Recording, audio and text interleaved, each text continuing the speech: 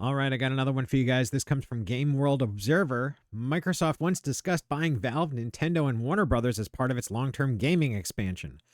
So I guess this comes to us from the FTC v. Microsoft case, and it's a document that was apparently very unredacted, and we got some details about exactly how Microsoft plays this little acquisition game, this M&A deals that they put about.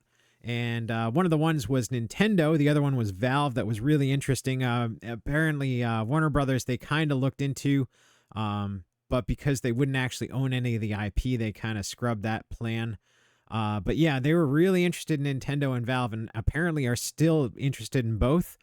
Microsoft considered the Nintendo the prime asset, with Spencer saying that if any U.S. company have a chance with the Japanese publisher, we are probably in the best position. They had also mentioned that Nintendo was sitting on a big pile of cash, and that could be a problem for them because Nintendo is Nintendo, and that the former Microsoft member Value Act bought 1.1 billion worth of Nintendo shares in April of 2020, and the further push for its stock could create opportunities for us. So that's basically hinting at a potential hostile takeover in certain terms. And with their acquisitions, I mean, I wouldn't be surprised if they have more than 1.1 billion worth of Nintendo at this point, considering all the acquisitions they've done. And I would imagine a lot of those companies probably hold some degree of ownership in Nintendo, and in addition to Value Act. So I would imagine that that's still on the table, and it's probably still gathering steam.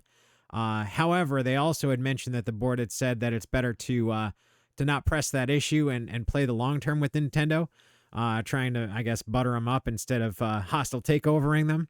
Because remember, Nintendo is a publicly traded company, and they do have some protections against such a maneuver by Microsoft, but there's only so far that can go before it gets in, the FTC gets involved, and legal cases come about, and we know how the legal system can be somewhat two-faced in these situations where they may favor Microsoft over Nintendo in certain decisions, and leave Nintendo holding the bag on an acquisition, hostile or otherwise. But yeah, that's an interesting article for sure. Seeing how Microsoft kind of plays that game, and kind of plays those two sides of the coin, like gathering steam on that hostile takeover side, but still playing the nice game. Interesting concept. Not surprising at all.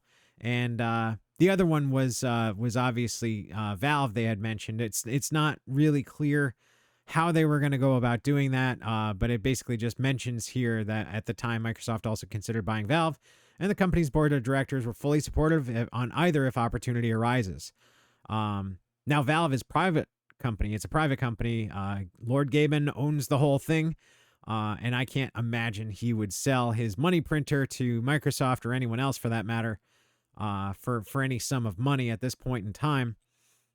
So that would be a more difficult acquisition to make. However, I don't think Nintendo would be an easy sell either, considering that they are very Japanese. They would certainly have some degree of issue selling out to a Western audience, especially considering how Sony's interaction with Western gaming companies has gone. I would imagine that they would not be too terribly interested in that. Even though Microsoft says, "Oh, it's a win-win for both of us," I don't think Nintendo is buying what they're selling in that particular case, and rightly so.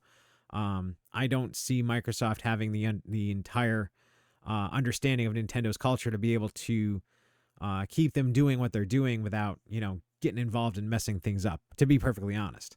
It's two different cultures, and it works for Microsoft. Their culture works for them, and Nintendo's culture works for them.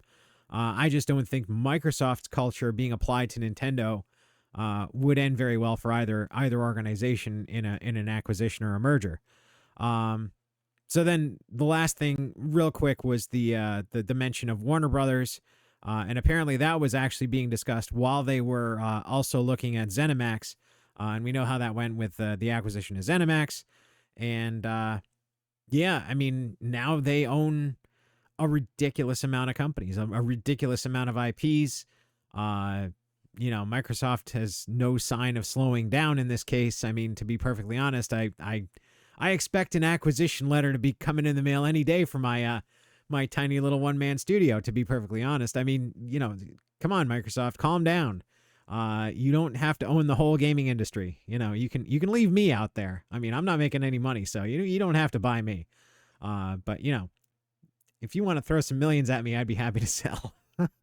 Yeah, so I mean, it's kind of crazy to see Microsoft doing all this stuff, and they're being very aggressive, and obviously this new knowledge about Nintendo and Valve sees just how deep the rabbit hole goes on that. I mean, they're shooting the moon.